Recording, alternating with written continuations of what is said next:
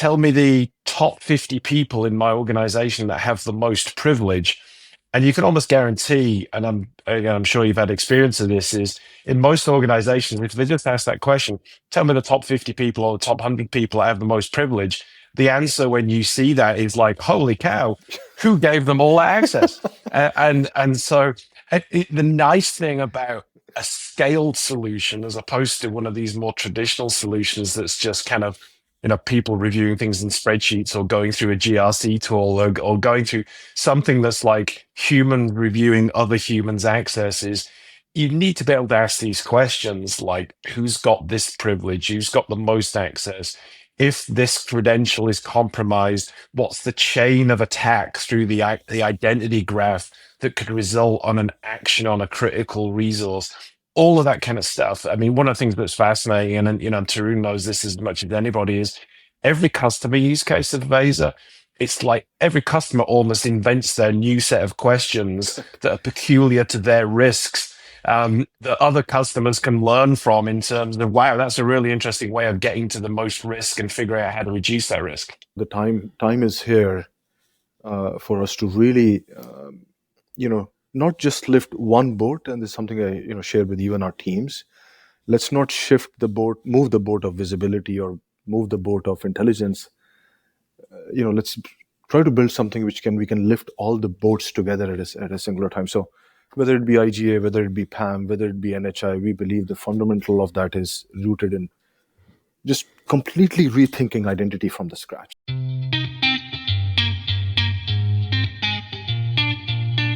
This is Identity at the Center. If it has anything to do with IAM, this is the go-to podcast. Now your hosts, Jim McDonald and Jeff Stedman.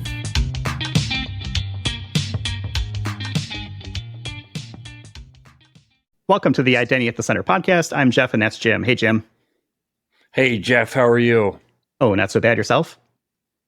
I'm doing great. I'm super excited. We've got two of the top gurus in the identity security area today on the podcast. I'm ready to get into it. Yeah, why don't we get into it? No use trying to wait and figure it out. If people read the title, they already know what they're in for. But again, to make it very clear, right? This is a sponsored episode.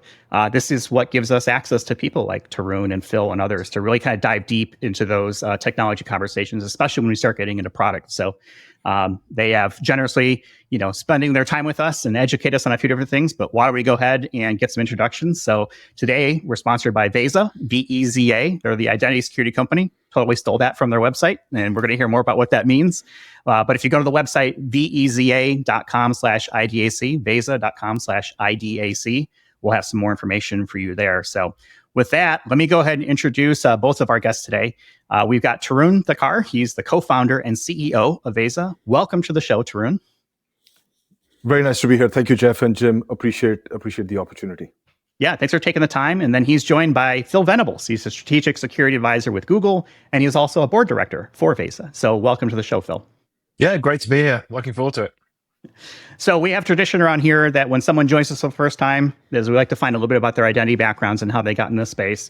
Tarun, I'm going to start with you, and Phil, just get ready because you'll be next up in the wings.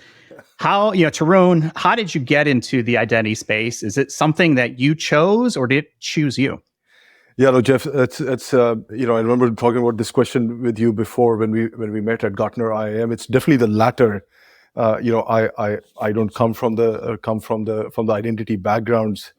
I've grown up in a distributed systems background and spent the past 20 years of my career building distributed systems at scale. So, my background is definitely how to build systems at scale and how to think about, all the way from, I remember my first job was writing assembly language code to building globally distributed file systems and then globally distributed databases. So it's definitely the latter, but I would say, fascinated by this space 5 years in.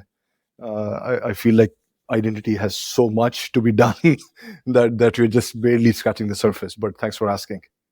Yeah, there's so much to do and learn in this space. I feel like I'm never going to get caught up. And I think that's a great thing because then it doesn't get stale. Yeah. And also it feels like, identity is very much its own island, it's so critical, but yet, when you get into that space, it has its own, weird nuances. Maybe that's true for network security. Phil will probably know, and maybe that's true for endpoint security. But identity definitely has lots of threads here. So I'm going to ask you about Veza here in a second, but I want to get to know Phil. Phil, this is the first time that we've met. I feel like we've been at a lot of conferences together. I've seen you speak. So I kind of feel like I know you a little bit, but at a distance. But now's my chance. Phil, tell me about your background. How did you get into the identity space? Is it something that you chose, or did it choose you as well?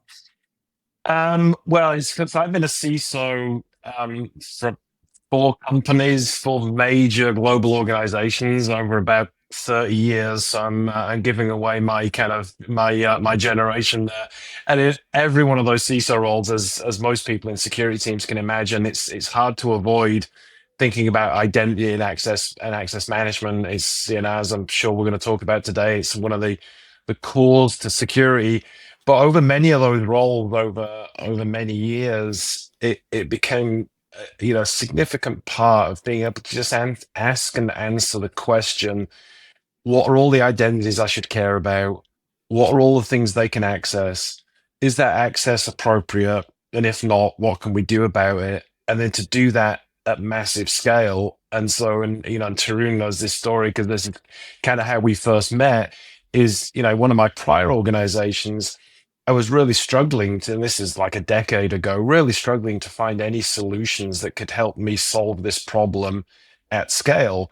So we ended up building something, and we built it wrong first, learned from how not to build things at scale, and then built it at scale with a very similar architecture to what Veza has, although it had none of the sophistication, none of the bells and whistles. And if I'd have been around, if Veza had been around then, I'd have bought that solution because it was all of a scale problem.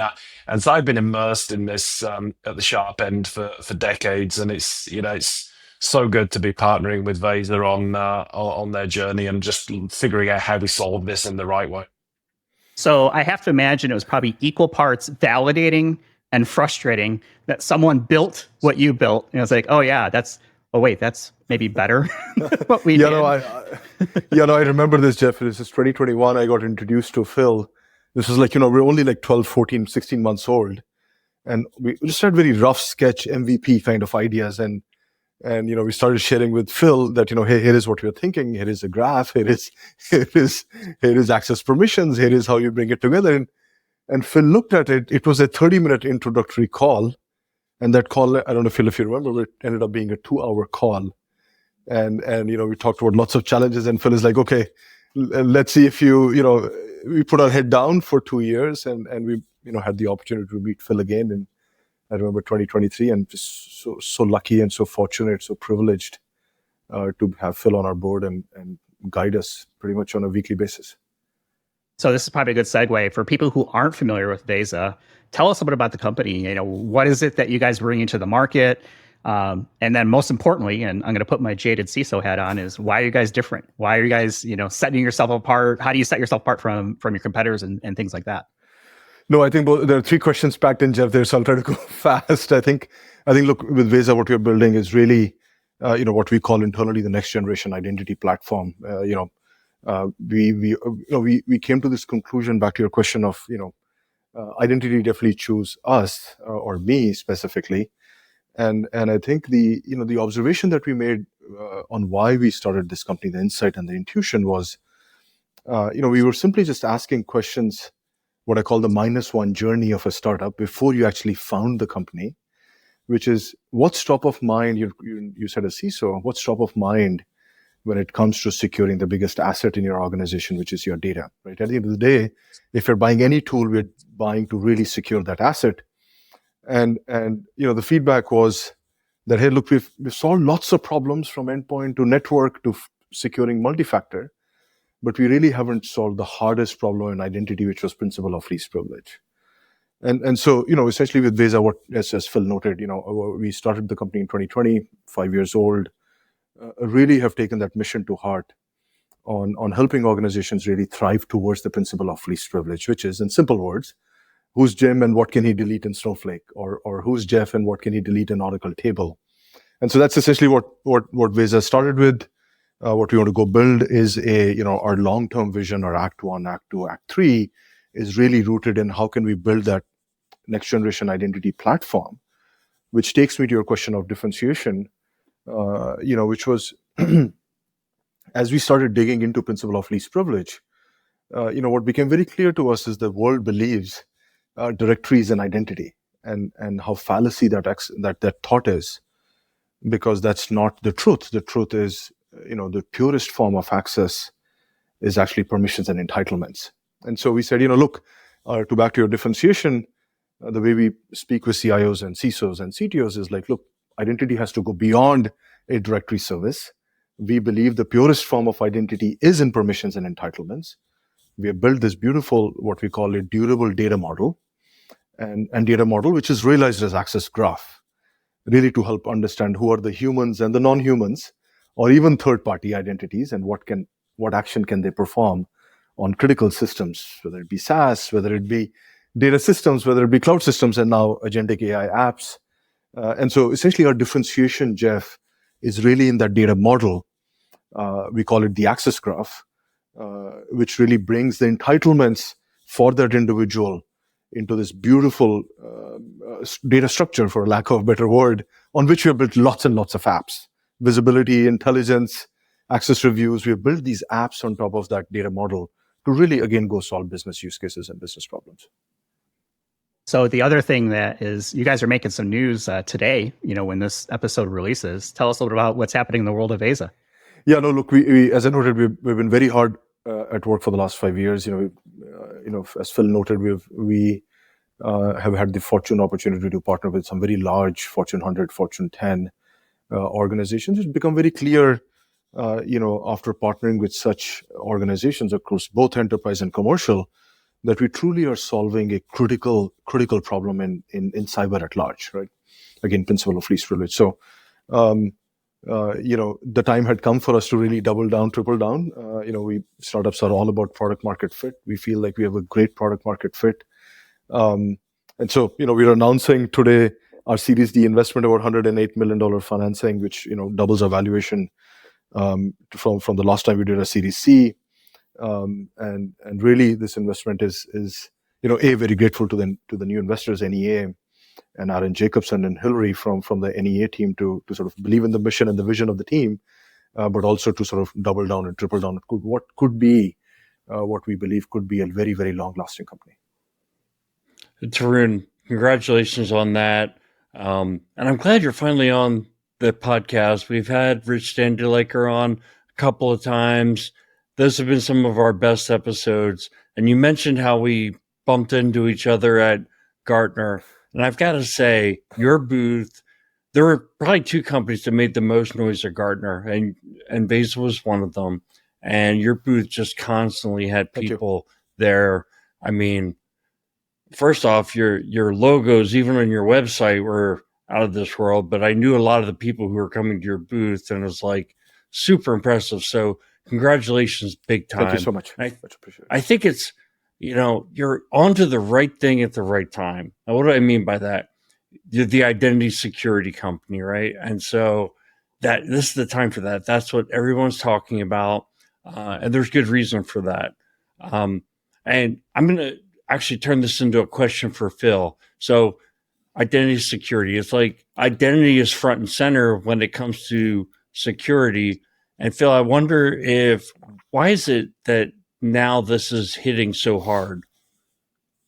Well, yeah, I mean, I think it's really to do with just the breadth of what identities and permissions and access and entitlements companies have to deal with. So they've got their traditional on-premise environment.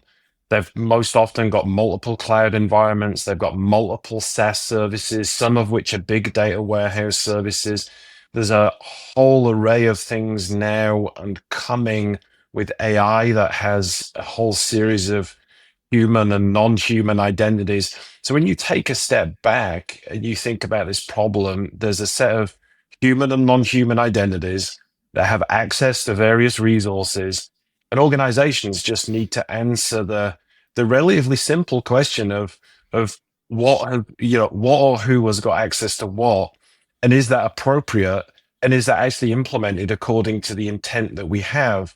Now, all of us and probably a lot of the audience today have, been in this battlefield of identity security for long enough to know that, just stating the problem quite simply like that, when you put that against the backdrop of the scale that even small to medium enterprises have to deal with in terms of their number of systems that contain access and privilege and identity and all of the external services, that you then need to just handle that at scale in a way that doesn't require manual reviews or tedious updates. You just got to manage this in an automated, systematic way. And to what Tarun was saying before, ultimately, and this is where a lot of organizations have failed in the past, if you don't architect this for the scale of trillions of combinations of accesses that can only be encoded in like an access graph like Veza have, then you're ultimately, even if you've got a great little system for dealing with a small number of privileges, ultimately is going to fail if you can't scale at kind of graph scale processing of the massive amount of combinations of accesses that you have to monitor adherence to, even in just the smallest of enterprises. And that's really, I think, what everybody's dealing with. And I think why, to your point, people are flocking to the booth at things like Gartner is they've tried solutions that don't scale, and they just need a solution that scales to cover all of their identity and access requirements. And that comes down to the data model. Yeah, it definitely comes down to the data model. But you know what I really love what you said there, and this is what I love about you, Phil, is that you can take these big, difficult concepts and boil it down to something simple, right? And So true. yeah. So that is super cool. Tarun, what might you add to what Phil just said, if you can add anything? Yeah, no. I think Phil is absolutely spot on. This whole Jim. Maybe I can just share a couple examples from organizations that we work with. Just sort of give some examples. We see sort of, to me, for lack of better word, these are sort of use cases, right? Who has access to what, and what can they do with that access is like number one in any organization, right? Whether it's a Fortune 500, Global 2000, or a commercial organization, right? So we see use cases sort of in the following order, Jim, just to give you some couple practical examples. Working with a very, very large financial organization, and their entire use case is about identity hygiene. And they're like, look, we have these users are about part of groups, and groups have roles, as Phil noted before, and roles are embedded within roles.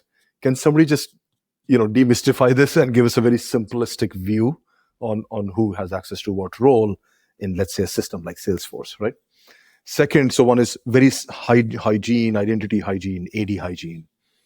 Number two, an example of an organization like a Blackstone, right? There were a large Fortune 500 organization where they were doing all their access governance, their identity governance on spreadsheets. As Phil noted, there are not many people have cracked this problem, and so people are either living in PowerShell scripts, or they're living in Excel spreadsheets, or they're architecting their own solutions for organizations that can do that. And so Blackstone had architected a solution close together in ServiceNow, and we've completely transformed them in 3 years. There were about 500 apps.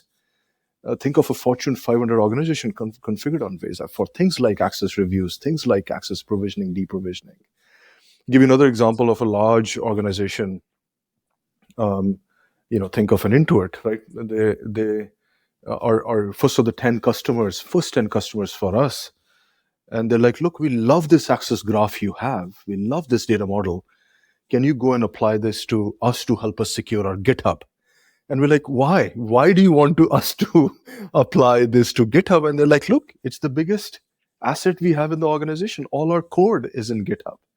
And so all our IP is in GitHub. We cannot let it get into bad hands. And so we want to measure the permissions and the entitlements, who has access to it, and we want to keep driving what they called as over-permissioning access score.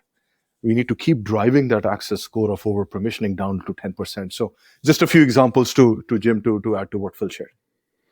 So this concept of least privilege sounds simple, but it is actually pretty hard to do in the real world. And this is how I know we got serious, Jim. Tarun took off his glasses. It's like, now we're really getting into like the deep end of it. Tarun, this is such a hot spot right now, is this whole concept of identity security, right? And obviously we're big fans of it here. You mentioned some of the issues that you typically see, and Phil, you mentioned some as well. It's kind of like why we're having this moment in the sun. But I'm curious, what do you see as like the biggest identity challenge today that you're seeing in organizations? Immediately, I think of things that are coming up this year that are also having a moment in the sun, like NHI, non-human identity. It seems like it's the buzzword at every conference. It's like everyone's kind of talking about. But I also think about it from a less technical standpoint of just the fragmented ownership of the way that organizations may typically be structured from like a governance perspective. You know, you'd be surprised how many organizations go into and say, so who's responsible for identity? And people don't know, right? Or it's fragmented and this person's responsible for this part of it and that person's responsible for that part of it. I'm curious if those examples make sense. Do you see additional challenges that are out there, and what should, you know, people be aware of and cognizant of, say, okay, these are some of the challenges that other people are seeing as well? Phil, you want to take that first? Yeah. I mean, I think what's fascinating is again, it's this combinatoric explosion of all of the possible accesses. So, I mean, every time a new system is brought online, a new SaaS provider is signed up, a new cloud provider is signed up to, a new device is added, or it's just another set of identities. If they're not human identities, then the non-human identities you bring up. And then you add that, and then all of those things then connect to the human or the other non-human identities. All of them connect to resources that have various degrees of permissions, often to Tarun's point before, that are nested. Very, very quickly, this just explodes. And the ability to encode all this in a data structure like a graph doesn't just give you the ability to think about whether that is conformant at the scale of what any reasonable enterprise is. It lets you kind of pivot up and down the questions. So, like, for example, you can say, you know, is this particular access appropriate? Or you could actually invert the problem and say, tell me the top 50 people in my organization that have the most privilege. And you can almost guarantee, and I'm sure you've had experience of this, is in most organizations, if they just ask that question, tell me the top 50 people or the top 100 people that have the most privilege, the answer when you see that is like, holy cow, who gave them all that access? So the nice thing about a scaled solution, as opposed to one of these more traditional solutions that's just kind of, you know, people reviewing things in spreadsheets or going through a GRC tool or going through something that's like human reviewing other humans' accesses, you need to be able to ask these questions like, who's got this privilege? Who's got the most access? If this credential is compromised, what's the chain of attack through the identity graph that could result on an action on a critical resource? All of that kind of stuff. I mean, one of the things that's fascinating, and you know, Tarun knows this as much as anybody, is every customer use case of Veza. It's like every customer almost invents their new set of questions that are peculiar to their risks, that other customers can learn from in terms of, wow, that's a really interesting way of getting to the most risk and figuring out how to reduce that risk. No, absolutely. And Jeff, if it's okay with you, just to add to what Phil just shared, you know, you're absolutely right. First of all, non-human identity is definitely top of mind. Number one. Number two, you know, I'm here in Seattle meeting some of the large organizations, and you know, just today, just finishing a few discussions. You know, there are 4 use cases, you know, that come out every day that we hear. Number one, there is no centralized non-human identity store. So can you please help us just understand the access tokens and the service principals and the service accounts and even things like local users? Who gave, for example, Jim a local user in GitHub? Like, who did that, right? And finding that for. So that's number one. Number two that we're hearing on non-human is age of a non-human. When was the last time we rotated the key? And the third one is, you know, association of human to non-human, right? It's a very hard problem actually too, because non-human is many times, if not majority of the times, ephemeral in nature. And so, you know, Jim, for example, is in Active Directory. He spins up an EC2 instance, logs into a Cube instance, and wants to go access something. You know, if you think of, again, to the Phil's point of that chain of attack, which is what is top of mind of customers is like, look, who actually owns this non-human? Because we need to go and clean that relationship and figure out how do we get back to least privilege. Yeah, and actually that's fascinating, because this is why I think it's important for identity solutions to deal with human and non-human identities together. One of the things, if you go back a few years, they were often somehow, and maybe still are today, different product sets. And one of the things I think Veza's done that's interesting is bring this together, because often when, as Tarun points out, when you're reasoning about a non-human identity, you're connecting it often to a human identity that has the control and ownership over a set of resources that are accessed by the NHIs. And I think it's they have to be managed together. And that's going to be even more important in a world of AI agents, where the humans are delegating privilege to agents that will act on their behalf, that will in turn interact with other non-human identities to fulfill goals on resources. And so this is going to be even more important to make sure it's a holistic management of identity and access governance and security. So, Tarun, you know me. You trust me with standing privileges, right? I'm trustworthy. No, I don't want to hear about the zero trust. No, we hear it. We heard few things right on those words. Zero trust is incomplete without principle of least privilege. And my deepest thanks to Phil. He's the one who helped us think through this very clearly, as you said, Jim.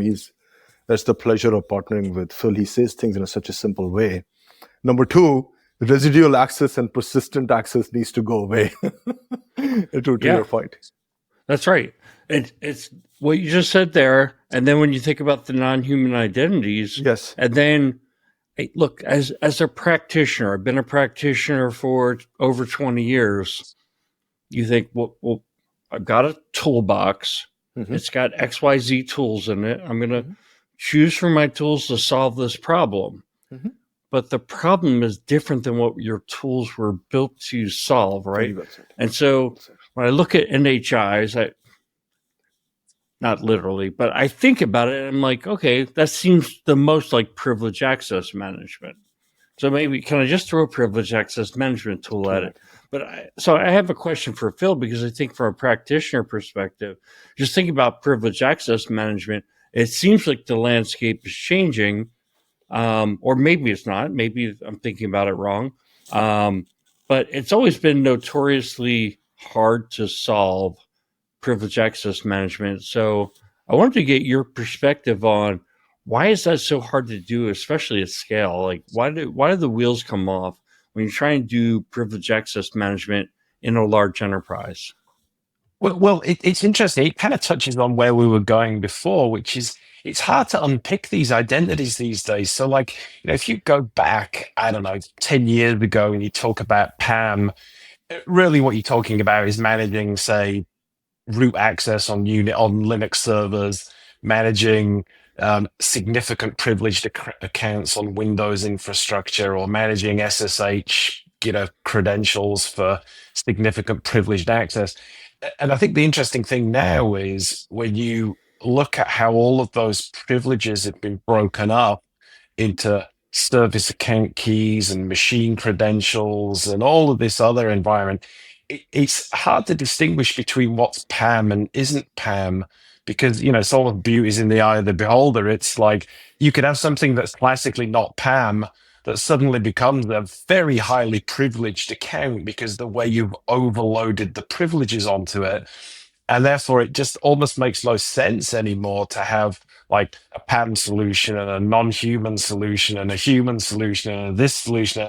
You've got to deal with it all together, because at any one moment, a historically non-privileged account could become a massively privileged account. And unless you're picking that up and controlling that as part of the whole identity graph, it's hard to stay ahead of that. And I think ultimately we've just got to think about identity and access security as it's the whole environment, and you ask sub questions of the identity graph that you've built up to let you control the whole thing, because otherwise you're just cursed to living in silos. And as we all know from brutal experience, sometimes personal experience, the attacks come in the seams between the silos, not full frontal onto your controls. And so having this pervasive view of everything is just absolutely critical. Yeah, the through the seams. I like to use the analogy as the attacks are like water. They find the cracks.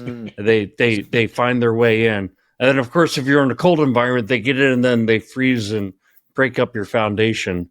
And I think you're right. And I think back to some of the early days with Pam where you start getting into, well, are you DVR style recording your sessions? It's like, who cares? Yes. Right? That is like, yes. oh, Yeah, no, Tarun, what do you add to that? Yeah, no. I was going to take that word of recording. We used to live 10 years ago, maybe 15 now. We used to live in the world of, or we still probably live in the world of session recording and session management. But you go back to those customers and have those discussions with them. It's like, for what, right? And this architecture of going back to the, we have this point of view that at the end of the day, the architecture will sort of win at the end, which is, take an example of Snowflake, take an example of Databricks. You cannot go deploy an agent in a cloud native system like a Google BigQuery, right? And so who's going to do session management and session recording? My point, I guess, is Jim, privilege access in the cloud, or PAM in the cloud, or PAM for SaaS, or PAM for agentic AI is not going to have the architecture that we had before. I'm going to deploy a proxy in an Oracle server. It's going to record every action that I'm performing. That world is not going to be going forward. That's right. No, I mean, I think you're right on that, because we all know the immutable infrastructure patterns and the need for declarative controls as code, policy as code, infrastructure as code. One of the things I think, while there's still use cases for session recording and other things, they're typically seen in legacy environments where organizations have, for whatever reason, not been able to adopt these kind of immutable infrastructure patterns. And then when you've got those immutable infrastructure patterns, it even further highlights not just the need, but also the opportunity for least privilege, because then you're making sure that the site reliability engineers, the cloud orchestration engineers, the development engineers, the security engineers are all working on the same page to actually minimize the privilege that drives not just improvement in security, but also consequent improvement in reliability, because you're then minimizing privilege to force people through the immutable infrastructure pattern as well. Correct. And Jim, I'll just say last thing quickly there. The same customers we speak to, they're like, look, we're buying a PAM solution because it says so in a NIST playbook or some form of a playbook. But nowhere it says you must do session recording. Nowhere it says you must do session management. It just says you must do privilege access. Well, that doesn't mean you have to do session recording. It could be simply credential vaulting, right? So it's I think that world of just back to identity, evolving very fast pace. Similarly, the world of privilege access is evolving at a very fast pace. I'd like to get a little bit about Access Graph, because it's been mentioned a couple of times here. It's obviously secret sauce, I think, maybe a little bit for how this works. Tell me a little bit about Access Graph. What makes it unique? Yep. What can I see with it? What can I do with it? And then the bonus part of that question is, you mentioned least privileged earlier. You're right. So how do I use Access Graph to get to least privilege? Yeah, no, I think those, thank you, Jeff, for asking. So I think, look, first with Access Graph, as Phil and I noted earlier, Access Graph is a manifestation of a data model, of the data structure, right? So just to zoom back and then we'll zoom in, you have entitlements everywhere. Phil has access to 30 different systems, let's say. So Phil has entitlements to 30 different systems. And so, applying a first principles thinking, if we truly want to answer the question, who can perform what action on what data, you just start breaking that problem down in first principles. Who comes from your identity systems, like an Active Directory, or an Okta, or a Ping, or a Duo, or pick your critical identity systems. And wherever Phil has access to, he belongs to certain roles. We used to have this framework called role-based access control. That paper, the seminal paper, was written in 1982, I think, of, if anybody needs access to a system, you go through what is called role-based access control. So, we said, okay, if we want to take who can take what action on what data, apply first principles, and that became the data model. And we call the data model. Not many people can understand data model, so we ended up calling it an access graph. But think of access graph under the hood is a data structure, a normalized, a canonical data model, which takes entitlements from 10 different unique systems and brings it down to a normalized data structure, right? So that's what an access graph is. Now you can imagine the art of innovation, the IP and the seminal innovation is, as Phil used the word combinatorics, right? A user belongs to a group. Well, you could belong to tens of groups. You have access to hundreds of systems. Every system could have 10 or different roles.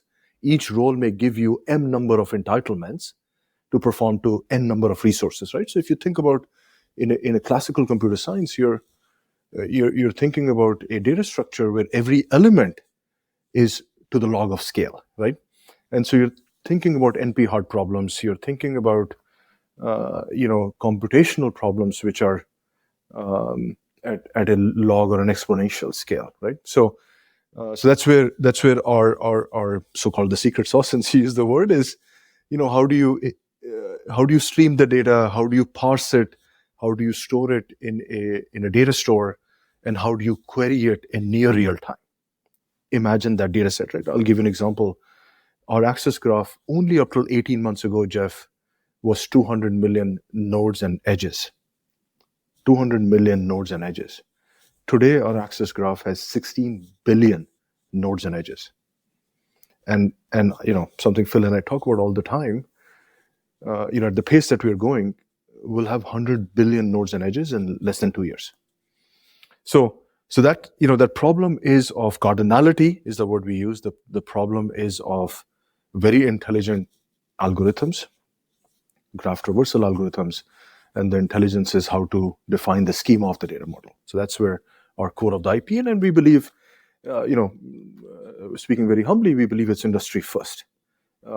Something Jim said earlier, back to NHIs, if I can bring it here, and this security leader said it in a very beautiful words, Tarun, real problem, and I have no tool that can solve that problem. And this is like Fortune 100, actually Fortune 10. I want to know where my NHIs are. I have every tool in my toolbox, the PAM solutions, the IGS solutions, the IAM solutions, and I have no tool. And therein lies the opportunity, right? Taking that graph and applying it. And sorry, what was your second question, Jeff? I got passionate about that. I think you covered all of it. I was curious, what is this thing? How does it work? And I remember how that would work. I remember your question. Sorry, yeah, I got your question of how to least privilege. So once you have that baseline of who has access to what, and again, there's something Phil is coaching us. And once you have that baseline, is not enough. Phil is on our board, and so the other board members, they're like, you have to get into actionability very quickly. And so our Act 1.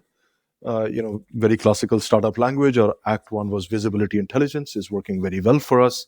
And our Act 2, which we started about 18 months ago, is about actionability, access reviews. You define a baseline, you define a policy, and you monitor the deviation or a drift or a creep, and you do active operationalization on it, right? Could be a ServiceNow ticket, could be a Jira ticket, could be a SOAR platform, orchestration. So that's how we're in the process of sort of pruning the over-permissioning access.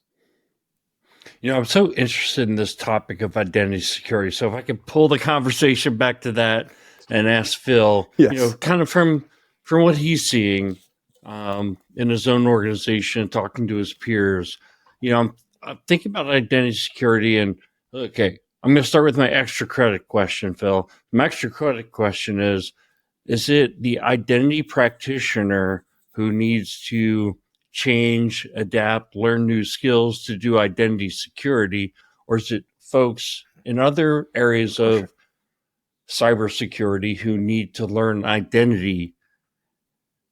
The other question is, okay, when you start to put together a program around identity security, like what are you driving toward in terms of key metrics, OKRs, KPIs? Like what is it that you want to show the organization that, hey, I talked to you about we're going to do identity security, assuming that's how you have the conversation. And we want to spend Now, a couple $1 million. What do we get for that money?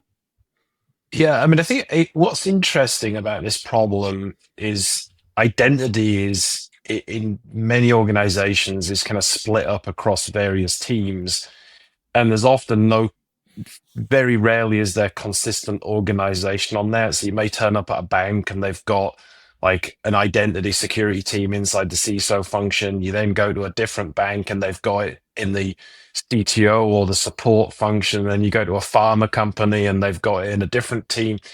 I think the main thing we're seeing though for most organizations is they recognize this has become such a challenge, or they did recognize it and they're now solving it.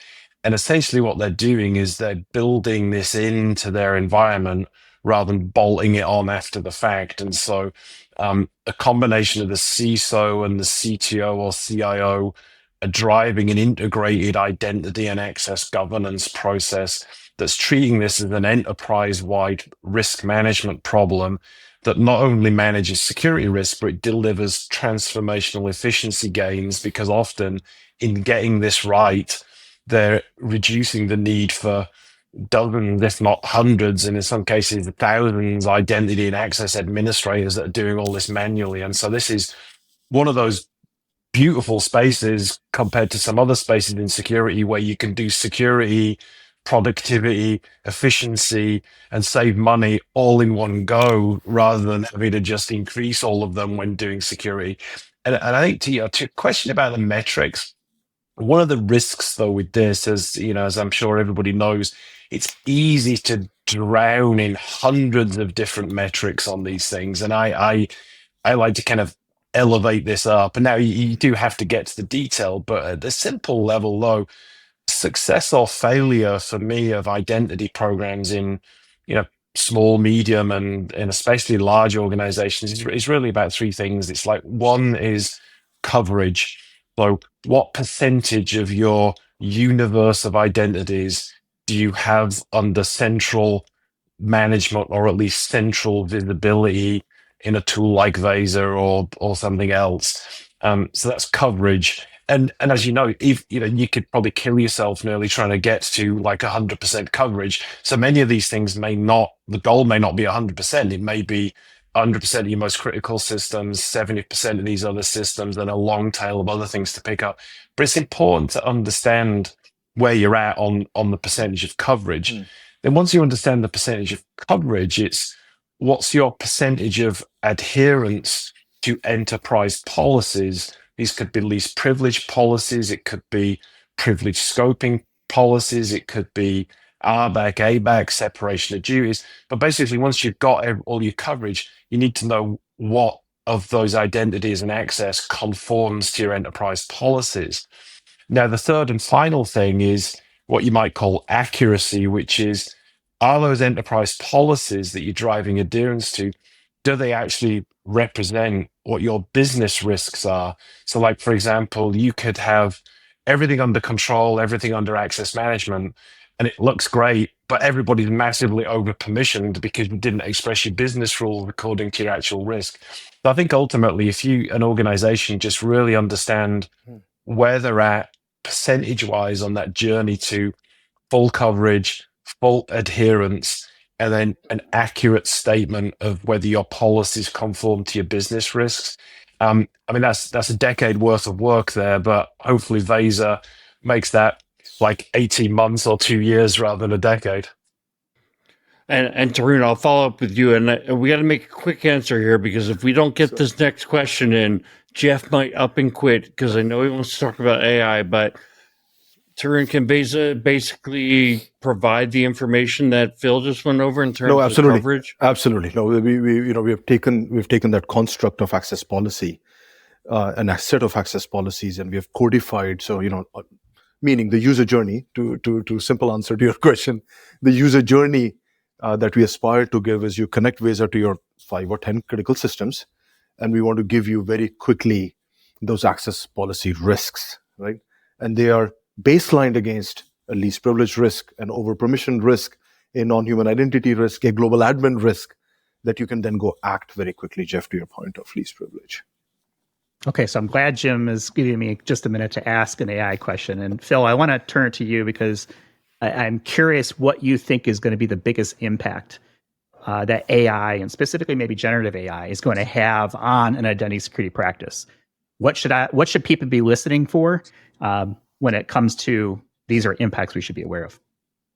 Well, I think it's two things. It's opportunities and risk, just like with most things to do with AI. So first on the opportunity side, I mean, I think the use of AI tooling to analyze large amounts of data to be able to translate human expressible policies into machine readable code that can help you manage your access policies. We're just seeing that all the time. And it may not even just be things like large language models to help with that. One of the nice things about having an access graph data model is this technology like graph neural networks that let you look for anomalies of access and clustering of privilege that may be anomalous at graph scale.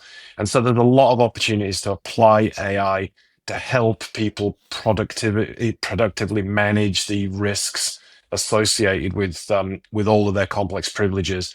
On the flip side, though, one of the things we're seeing, and I'm sure everybody's starting to kind of project this forward, in a world of AI agents acting on behalf of people or behalf of systems, we're going to see an even bigger amount of non-human identities associated with agents, identities associated with back-end systems.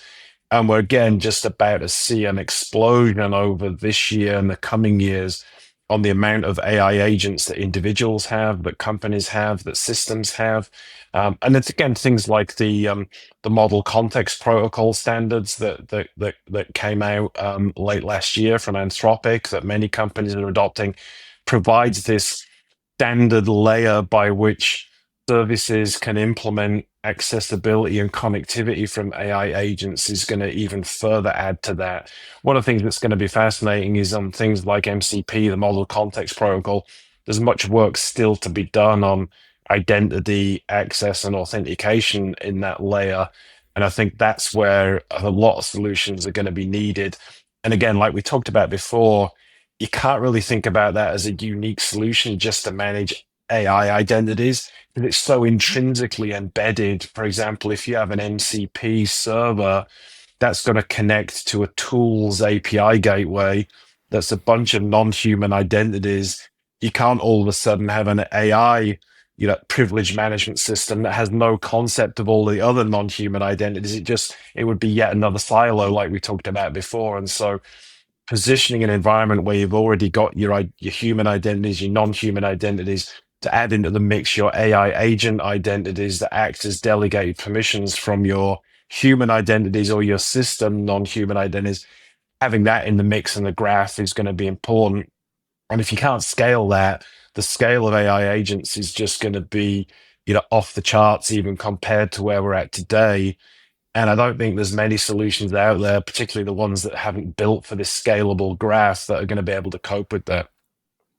So I think that MCP, or Model Context Protocol, is one of the more important developments to come along, because otherwise we run into the risk of data silos again, which is kind of where we've been. It's almost like, that group, and I'm going to simplify it for my feeble brain, and we're going to have to do a whole separate episode on this, but it's almost like you're developing a standard for how should these AIs talk to each other. Can they speak the same language? It's like USB. Everybody uses a USB port, or it's like OAuth or SAML or something like that, right? Where there is a common way to talk to each other, which I think is hugely important to be able to share information back and forth. So I am totally all in to have a conversation about that, but I want to pitch the last question to Tarun, and this is my AI at the center question. Where is Veza at from a AI perspective? How are you guys leveraging it? What is your overall look forward on how you see this impacting your organization and your product? Yeah, no, thank you, Jeff. I will try to again keep it quick. Having somebody like Phil on the board, sort of helping us think through N+2, N+3. We launched a brand new product called Access AI. Phil is a big proponent for me and my co-founders to be thinking about those things very early. So we launched, Jeff, to your question, we launched Access AI which is our generative AI solution. Again, if you go back to the fundamental question that we're trying to answer, who can take what action on what data? Imagine that as natural language. Imagine that what you do on ChatGPT and prompt engineering based, right? So we launched a new product. It was geared. The first app that we built on Access AI is for search. So now you can come and ask a question. My AD user whose location code is in China, can they access data in Salesforce, right? Access AI allows you to ask those data sovereignty questions, right? And so the next, so we're building apps on top of Access AI. It's built on top of Bedrock. You can imagine all the good things that enterprises care about. The next app we're thinking, of course, is we have now customers saying that, look, you've done so much for access reviews. Approve and reject. I have access to something. Can Jen approve my access or not? And they're like, can you apply Access AI where if I get a quarterly access review, I hit the Access AI button, it tells me from the 100 entitlement reviews I have to do, I only have to pay attention to the 5. Again, filter for, signal and noise. So it's a really good product. It's a new beginning for us. And now if you think of the agentic AI, Jeff, with what Phil was sharing earlier, now we're going into the world, we get a notification, now we can respond to it, right, with agents versus just a notification that you're running late for a meeting.